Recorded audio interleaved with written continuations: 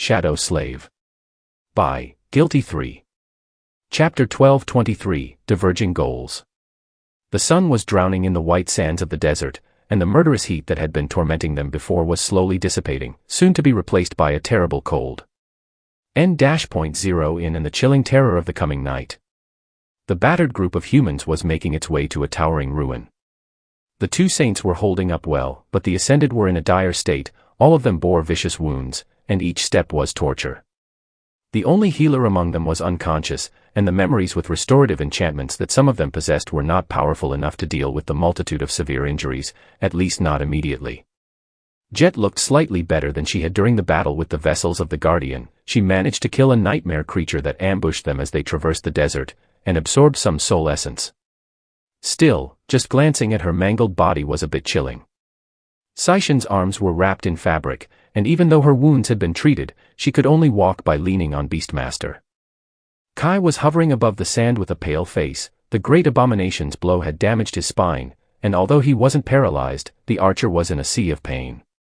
Effie was visibly limping, while Morgan seemed utterly spent and weak. As for Sunny, people sometimes said that he looked like a doll, but if that was true, currently he looked like a rag doll that had been neglected for decades and then thoroughly chewed by an animal or two. Ah. It hurts. He was hurting, but the pain was tolerable. At least the five shadows were once again augmenting him. With their help, he could manage the strenuous journey without too much trouble. Saint was carrying Nephi's, who was still unconscious, in her arms. Neff's damaged armor and clothes had been destroyed by the incinerating flames, so she was wrapped in Cassie's Seawave cloak. The blind girl herself was walking behind the taciturn knight, side by side with Sunny. She was the only one in the group who looked exhausted and drained by the heat, but not battered. Then again, Cassie had been in the middle of the battle between the great clans, too. Many awakened, enthralled abominations, and masters of clan song had attempted to kill her, only to die by her hand. Her armor was riddled with dents and covered in dried blood, so there was nothing fresh or glamorous about how she looked. Sunny glanced at her, then said quietly, "By the way, you were just in time." "Thank you." Cassie remained silent for a while, then shook her head. "There is no need to thank me. It was just a fortunate coincidence." He smiled. "Yeah, no. Zero chance of that." Sunny studied her delicate face, then asked, "You knew, didn't you?" His expression darkened.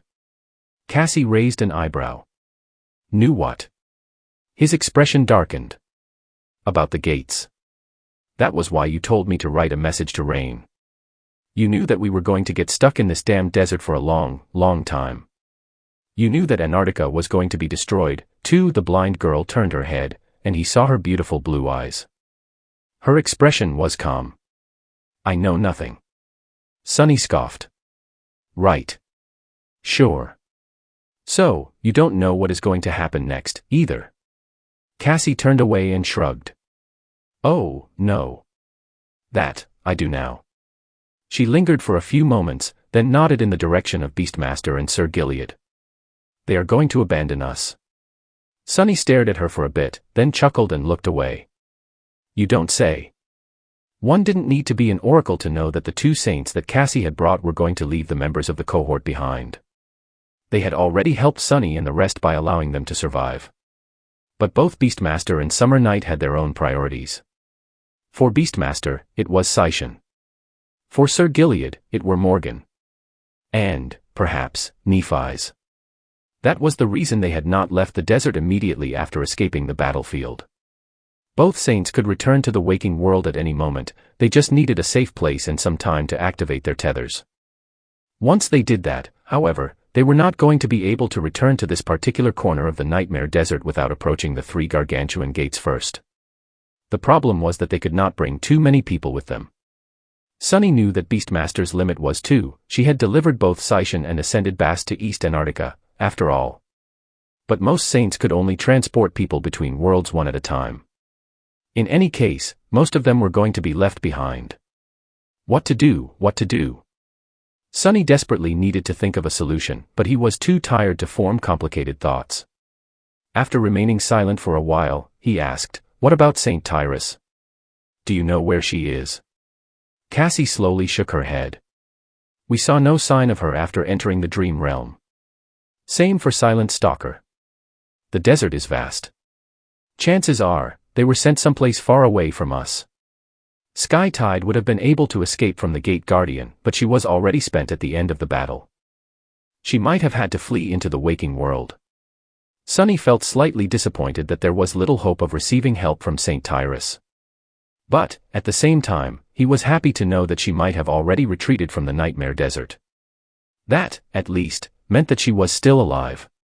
Her entire clan was there in Antarctica, too. Considering that great abominations were now wandering the southern quadrant, Sky Tide was the only one who could ensure their safety. She bore a heavy responsibility, considering that it was her actions that had exiled the White Feather clan to the frigid continent. And she had done those things to save Sunny and Cassie. He sighed. I hope St. Tyrus and Master Roan make it out of Antarctica alive. And Kim. And millions of civilians that had not been evacuated yet, as well as the soldiers of the evacuation army. Sunny and the rest, however, could not do anything to help them, not anymore.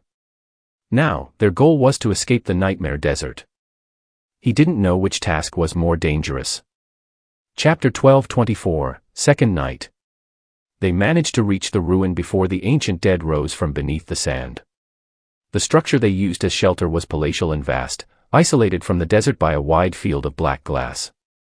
It didn't seem like a building that people were supposed to live in, though. After observing many ruins across the desert, Sunny was starting to feel as though there was a reason why all of them were so strange, broken, and deformed. It was almost as if these structures had not been built here, but had instead fallen from the sky and shattered after hitting the white sands. Then again, the Nightmare Desert might not have been a desert in ancient times. Rolling dunes like these were usually left behind by dying seas.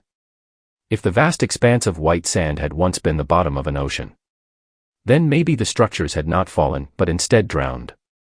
Why would Ariel build his pyramid at the bottom of a sea? Sunny shook his head. No. The description of the Mirror of Truth did not mention any seas or oceans. There was a lot of talk about rivers in the description of other memories he had received during the Chain of Nightmares. But what river could have been so vast? The spacious hall the survivors had sought shelter in was illuminated by the light of a small fire.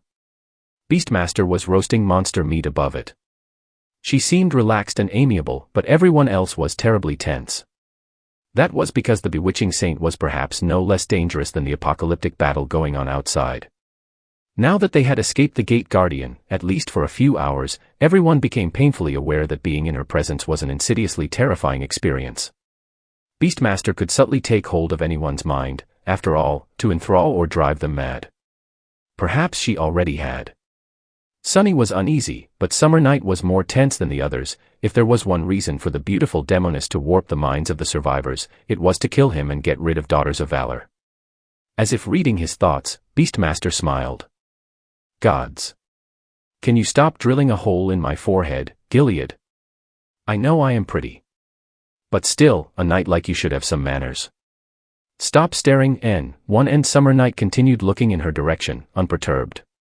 We're pretty. Have you looked in the mirror recently? Beastmaster looked up at him, blinked a couple of times, then traced the bleeding wound running across her face with a delicate finger. Oh, that thing. Ah, it refuses to heal. Whispering Blade left me with that present. Before he died. Miserably. It's too bad that you couldn't protect your liege, isn't it, Gilead? Summer Night's expression darkened. Morgan, who was sitting beside him, looked at the beautiful saint coldly. Her vermilion eyes were burning with fury. You vile witch. Beastmaster laughed. Come on. Don't be so serious. Look, the food is ready. Let's eat. She smiled brightly, and although her face was disfigured by the ugly torn wound, that smile made something stir in Sunny's heart. That woman is lethally dangerous. And completely crazy. I really don't want to have anything to do with her. His mind was telling him one thing, but his emotions refused to listen. He had to remind himself of the corrupted tyrant the beautiful demoness had arranged to be unleashed in the middle of a siege capital, and only came to his senses then. Contempt. That was all Sunny was supposed to feel toward Beastmaster. Still, he wasn't going to refuse food. Coming closer, Sunny took his portion of the meat, then sat down and hungrily bit into it. The tantalizing saint gave him a curious look. "Little brother. How are you still alive?" Sunny frowned, then looked at himself. The black silk of the Shroud of Dusk was ripped open, and his entire side resembled minced meat. He had set the arm that had been dislocated, but his face was still covered in dried blood. At least the internal damage he had received seemed to have healed to some extent. He could breathe, and there was no bloody foam on his lips anymore. Sunny shrugged. "I don't bleed easily." Beastmaster's smile widened a little.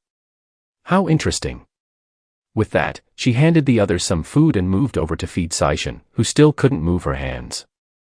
The sight of the two of them being so tender and sisterly with each other felt weird, for some reason.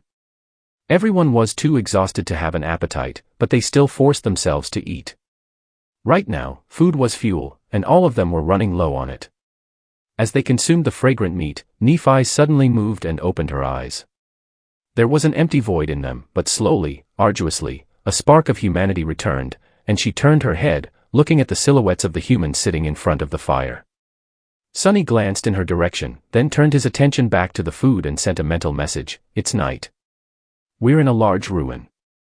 The vessels of the Gate Guardian are gone. You killed one, Beastmaster, and Summer Night killed the other. Cassie led them to us just in time." He thought for a moment, and added, "Oh. Also, you should probably summon an armor memory." Nephi stared at him for a bit, then moved slightly beneath the Seawave cloak and closed her eyes. A few seconds later, a flurry of sparks surrounded her body, and she rose. Her slender figure was wrapped in a fitting black material, which Sunny recognized as the inner layer of the Starlight Legion armor with a bit of surprise. Nephi swayed a little, then slowly walked over to the fire and sat down. He handed her the endless spring, while Cassie offered her a portion of roasted meat.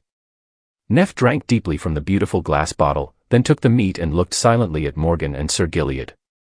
Summer Night offered her a tired smile. "Lady Changing Star, you are awake.